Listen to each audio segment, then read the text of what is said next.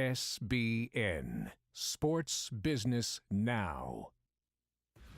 SBN is a division of Row 27, the digital sports marketing company, celebrating 5 years of creating TV spots, intro videos, and microsites for over 150 teams. See our work at row27.com. And by FanMaker, digital marketing tools for sports teams, featuring FanMaker Rewards, the most comprehensive and popular fan loyalty and reward system.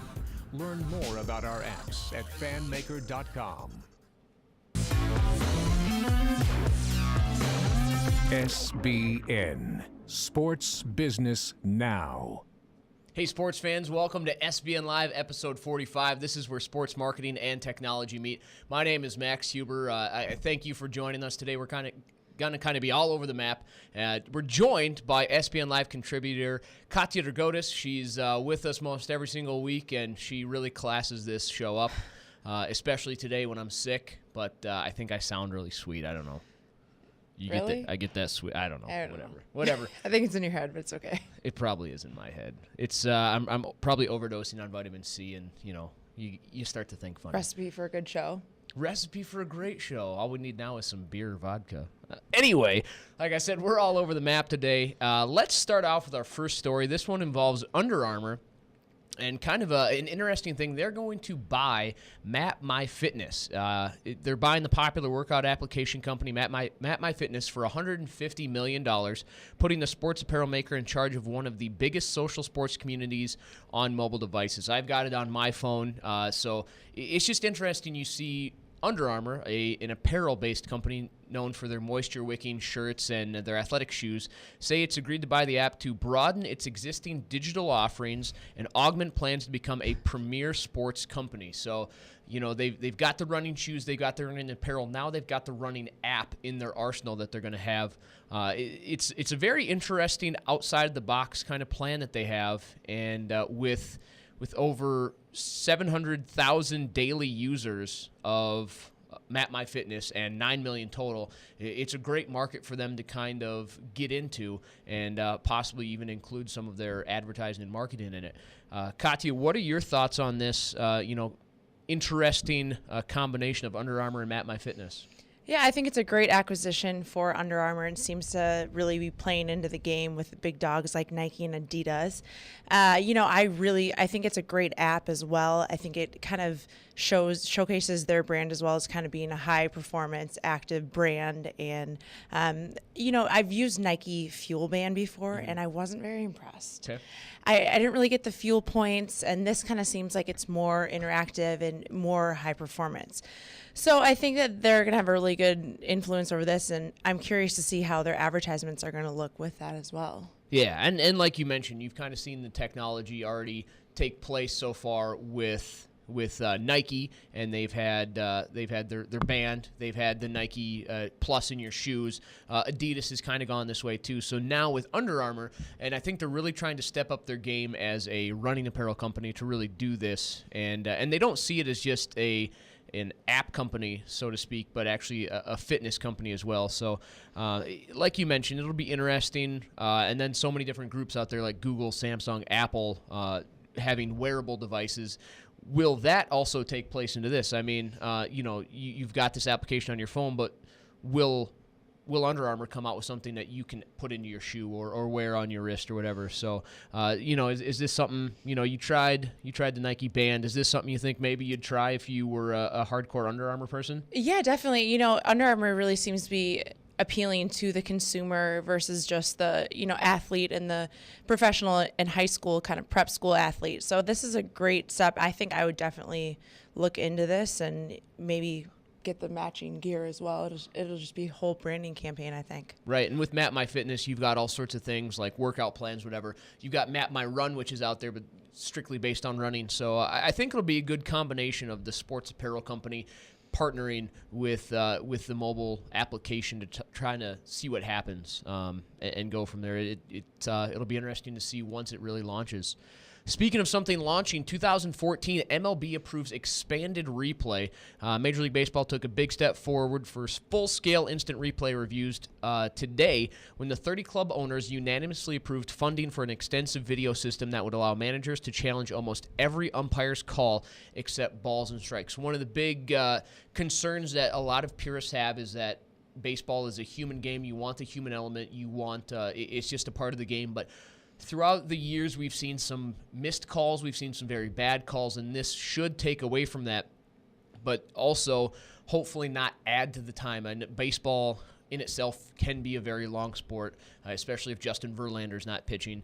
So the last thing you want is for this to drag on and on with coaches challenging every other call.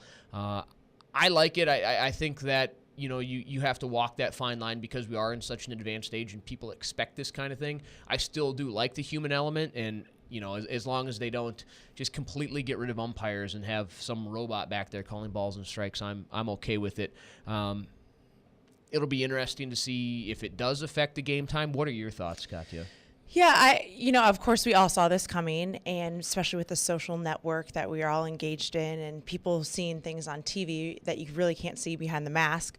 Of course this was going to happen, but yeah, I would hate to have a game go a lot longer than normal, and I think that's going to maybe retract some viewers and fans that are going to be live. And at a weekday game, you can't be at the ballpark for even longer period of time when you have to work in the morning. So it's going to be interesting to see how this will affect it next season, and maybe they'll have to make some modifications moving forward in the next seasons too. Right. One of the modifications that they already had in place, or have already talked about for this plan, was there was talks to have one challenge for the first 6 innings and up to 2 for 7th through the end of the game.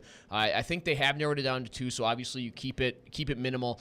It's kind of like the red flag in football. Is 2 going to be enough for these guys? I don't know. Start there, and then maybe after a year or 2 they tweak it. But if they can keep it to 2, I would say even less than 5. Yeah, or playoff as well. I'm wondering if that's going to change. If there's going to be different rules, if you maybe get more during the playoffs, and that might be a concern that people would like to bring up as well. Right, and one of the other cool things about this is that all replays will be reviewed by former umpires at the MLB Advanced Media Facilities in New York. So it's very similar to the NHL, where all the reviews will go back to Toronto and somebody's looking at them. It keeps the umpires that maybe made that call out of the equation, and it goes to somebody that is a third party, not involved, where they can make this decision and really try not to affect the game all that much, but still make the right call out on the field. So 2014 expanded replay for Major League Baseball. Next thing we're going to talk about today is the Olympics. We are fewer than 100 days away from the 2014 Winter Olympics in Sochi, and marketers are lining up athletes to tout their brands, whether it's Lindsey Vonn with Under Armour or whether it's Kellogg's with their Team Kellogg's ad campaign. You're seeing all sorts of marketing groups out there latching on to these Olympic athletes and really using them. I think we'll see even more take place during the Olympics once you see somebody win a gold medal or somebody really take off with an amazing performance in the Sochi Olympics. But I mean, we're less than 100 days away. It's not even on the forefront of a lot of people's minds, but we're seeing Olympic athletes pushed out there on the front line for a lot of these marketing groups. Katia, have you seen any of these advertisements so far? I haven't, and I was kind of surprised that I hadn't, especially because it's safe to say that Winter Olympians are kind of more less known than Summer Olympians. Yep. But, I think it's really important for those companies that have decided to sponsor them to tell their stories so that people can really relate to them, and that's going to make them want to get to know and explore those athletes and those sports even more, which is in turn going to increase the viewership of the Sochi Olympics. I'm curious of when it's going to actually start and really pick up, and I kind of forgot that it was happening, to be completely honest. I haven't seen much. Yeah, and I heard this note from somebody the other day that, when it used to be every 4 years, you really anticipated. Now every 2 years with summer, winter, sometimes it just pops up and you're like, oh, man, it's the Olympics already. Another interesting thing is Lolo Jones qualifying, and she's qualified as a bobsledding. I mean, she's traditionally a hurdler in the Summer Olympics. very press savvy. She's sponsored by Red Bull, Asics, BP, and now she's making the leap over to the Winter Olympic Games. Do you think this is a good move for her and for the groups that are marketing her? I do. I think it's an awesome opportunity that's going to bring more press to the Winter Olympics. She obviously has had a lot of exposure and a lot of inquiry about her personal life and as well as her great athletic life. So I think it's going to just bring more press to the Olympics. Yeah, and you got people like Shaun White out there, so I think we're really going to see it ramped up, especially if you're watching TV, especially if you're watching on network TV that the Olympics are going to be held on. You're going to see a lot of these groups, whether it's Visa, whether it's Chevy, pushing the Olympic people in there, getting them in the forefront. And when we're less than a month away, I think it's going to be overload with these almost like political ads. Yeah, how do you think that it's going to affect the X Games and other kind of extreme winter sport events? Do you think people are going to get more excited for those as well while watching the Olympics? I think so, because every time, like, kind of around the Olympic time like that, you get more excited for those kind of activities. I still don't see people clamoring to the TV to watch a curling competition, but when you see some of these other winter activities that you have some of the same athletes back and forth between some of these X Games ones, I think that there will be a lot of overlap. What about you? Yeah, I do. I agree, and I think that'll really play into the sponsoring and branding. Even, Red Bull is going to be huge, and it's going to be definitely everywhere this winter season. Yeah. Hopefully they don't create Red Bull to be an illegal substance, because a lot of these athletes are probably downing tons of it before the games. I should probably lay off that in the vitamin C right now. But anyway, we're going to move on to TV rights. I mean, we talked about that with the Winter Olympics, but the rich just keep getting richer. Sports leagues will generate more than $17 billion in revenue selling rights to TV networks and other media companies by 2017, according to a new study by PricewaterhouseCoopers. That marks a 42% jump from what they will make this year. That includes ESPN, Fox, CBS, NBC. They already fork over billions of dollars every year for the rights to broadcast the major sports leagues out there, including their regional brands. To me, it's getting kind of ridiculous. That's a $17 billion revenue that goes to these leagues just for somebody to show it on TV. It's absolutely absurd. If you would have told somebody this, back in the 80s, even before that, they would have thought you were nuts. What are your thoughts on this, Katia? Another interesting point that the article brought up was, creating the differentiation between the in-home experience on your TV and also being in live games, so those ticket sales aren't going to hurt.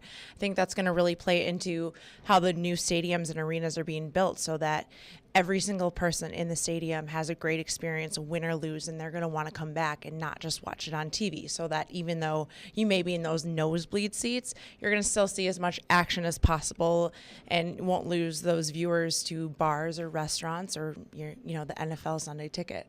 Right, and we've talked about this before with Twitter and Facebook and YouTube broadcasting games and having the in-access video that's going to show up right there on your phone. Do you think that's going to hurt any of the TV deals? I mean, they talk about how it's going to keep growing and growing, but there's so many different ways besides just sitting down and watching your home television that people can consume what's on, what games are on and airing. Yeah, I think it's going to take some of the viewers away and affect that just because of our mobile network and mobile market that we live in. But overall, I think people really like to sit down in front of the TV and watch it with a big group of people, and it's more of a social engagement with real people, not social on the computer. So, yeah.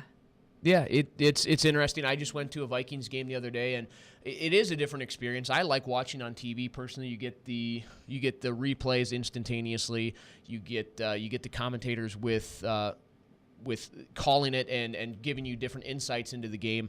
So I love going to games every now and again, but I'm still going to be a hardcore TV guy. I actually prefer being live. Do you? Yeah, I do. Unless I'm sitting in those nosebleed seats, then at that point I'm definitely going home and just watching the game. But I like being there, kind of being in the atmosphere, seeing it firsthand. Well, maybe if I was VIP like Katia, sitting front row, get on my level. Then there might be something else. I'll have to hit Katia up for some tickets sometime soon here. Talking about tickets that are gonna be obsolete in a little bit. That's Turner Field in Atlanta. The Braves have announced that they will be leaving Turner Field after the 2016 season to head into the suburban Cobb County. Just over 24 hours later, the Atlanta mayor already has a plan in place for Turner Field. While the city wanted to keep the Braves in Atlanta, they were unable to take on the $150 to $250 million debt needed in order to make improvements to Turner Field. The Braves were requesting, and I think the mayor already said that he wants to develop it into a middle-class area for people, the largest that the city has ever had. It's extremely interesting in the fact that this stadium was built for the 1990, was it 96 Atlanta Olympics? Is that correct? Yes. Because 92 was Barcelona, 96 91 Olympics. was LA. So it's not even, when they tear it down, it's going to be about 20 years old. And according to today's standards, it's already become an old stadium. But it was top of the line when it was first built. It wasn't built as a baseball stadium. It was the main Olympic stadium, and then kind of got obviously converted for baseball. And it's been great to the Braves, but already they are looking to move on. They have also the Falcons are planning to build a new facility, and now the Braves. So Atlanta is going to be right up there with some of the most advanced facilities in the entire nation. Kind of like the Twin Cities here. We've got some great facilities here, and we're only getting more. I don't know. I'm not involved in the day-to-day operations for the Braves, but I think that they could obviously stay in Turner Field for a long time, having never been there and but knowing kind of about it. Do you think this is a good move, moving from the actual city into the suburbs and leaving this stadium that was built and didn't cost them a thing when it was created? Yeah, I don't think it's a good idea at all. I think, especially when it comes to sports, that you should really keep them in your center focus. I was a big supporter of the Viking Stadium staying in downtown Minneapolis versus going to Arden Hills, although I know a lot of people wanted that tailgate atmosphere. I think that it really brings a lot of business to that area. And when you take something out like that, it's really going to hurt that community and those businesses. And I know they have some great plans. It seems like they really needed those housing developments to go in as well. But yeah, like you said, it's really not that old. The Target Center here is actually 25 years old at this point. And we're not ripping it down. We're just making improvements. So to further the game experience and also just the appeal, so it doesn't look so 1980s. And maybe that's something that they could have done as well. Right, and it'll be interesting to see where some of the money comes from. Also in the story, the mayor approved at least $200 million in public money to help finance a new stadium for the Falcons in downtown Atlanta. So you just hear this all over the place that public funds, could they go to other things instead of sports facilities? Obviously, sports facilities, especially when they're building new ones, create construction jobs. They create other jobs that people can partake in on game day and around the clock. So. It's always a question of how you're going to pay for it, though. Right, and they have a debt-free facility that was given to them by the Olympic Committee, and now they're just going to tear it down, it's sad to see. Obviously, I can kind of see both sides, but it'll be, and like I say with everything, it'll be interesting to see how it comes about and what really happens to their new baseball facility and the public outcry down there in Atlanta. Yeah, and it's always been a really popular facility as well. So. Yeah. Kind of sad. Well, one more thing we're going to talk about, the still that PricewaterhouseCoopers report. It's the media rights are going to keep going up, but also they say that sponsorship's going to be going up. They see that the sports industry overall is going to have a 3% annual growth over the previous 5 years, and it's sports. They keep doing the right thing. They keep getting people involved, even with scandals that you have and with everything else. Can the sports industry keep up this annual growth that they have and keep making money, whether it's merchandise sales, whether it's ticket sales? Is there going to become a point where with everything that's out there, whether it is TV, whether it's social media, whether it's other activities going on in your city, that people are going to lose interest? Do you think that's going to happen? I don't think it's going to happen. I think people just continue to be more involved with sports, especially fans that aren't necessarily your hardcore sports fans since you were born, and there's other ways to get involved. I think fantasy football has really been a play in this, as well as kind of interesting people that maybe didn't know any of the players on opposing teams that weren't your hometown team. So it'll be interesting, but I really don't think that it's going to affect it. The whole uniform swap, though, that might because uniforms are so expensive now, and people are being traded constantly. How can you keep up with that and continually buy new uniforms and jerseys? Right, and one of the things in this story is it's tough to keep up with the funky uniforms that Nike, Adidas, Under Armour come out with. And, with the NFL just changing over to Nike from Reebok a few years ago. And then the Vikings, they had 1 year under this uniform, and then they changed to another one. You spend $150 on something like this, whether it's a one-time uniform or a brand new one, it's the consumer only has so much discretionary income to spend on something like this. And, if they have to choose between a brand new jersey or tickets to a game, for some people it's going to be a toss-up because they don't have that discretionary income, like I mentioned, to go to an event and buy a jersey all in the same year. So, but with everything that's out there, whether it's video boards, Wi-Fi, whatever, the sports industry keeps going up and they keep creating jobs. But can it sustain? I'm not really sure. Yeah, I mean, I have a Vikings Donovan McNabb jersey that is an embarrassment and $75 that I'll never get back. And, I have not bought another jersey since then because we're so infrequent with our players and our franchise. I mean, I could have bought Adrian Peters, but everyone has that. So you always try to be different. And, yeah. One thing that we can all agree on is Team USA. Just buy a Team USA jersey, whatever sport you want. I think we can all agree on that. Unless you're from Canada, then, go back. I don't mean that. All right, let's go one last story in the That Just Happened moment of the day. And this involves Russia once again with Moscow. A Moscow subway station lets passengers pay for their fare in squats. We've got a video for this, and so, Joe, hopefully you can bring this up. But a user can do 30 squats, and they can get themselves a subway ticket instead of paying for it. So it's pretty interesting. Let's roll this one.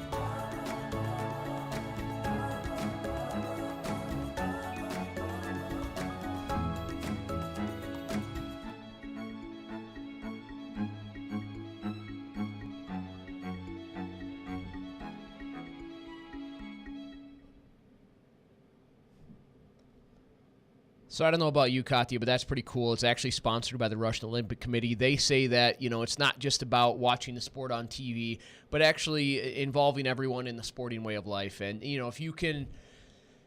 if you can integrate something like this that involves fitness, and it is a little outlandish, it is funny, but, 30 squats in 2 minutes, that's one every 4 seconds, whatever, you can get a free ticket. The Squat to Ride ticket machine will be operating until December 3rd of this year, so it's a nice month-long thing there in Moscow. I'd love to see more stuff like this. Yeah, I love it. I'd love to see it at gas stations, maybe help me pay for some of my gas. There you go.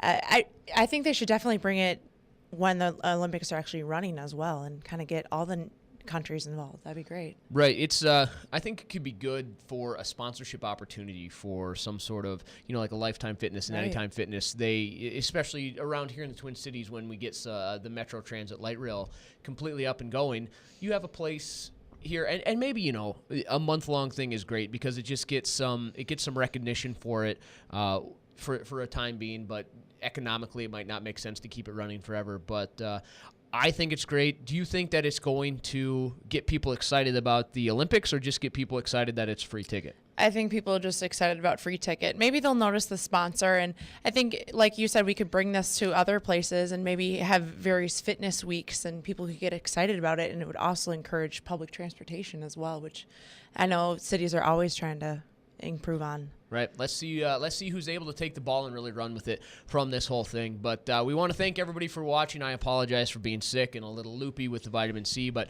check us out on Twitter at SBNow, online at sportsbusinessnow.com. Tune in next Thursday, 4 p.m. Eastern, with an all-new edition of SBN Live. And check out Katia on Twitter. She's at Katia_Dimitra. And once again, thanks for joining. SBN, Sports Business Now.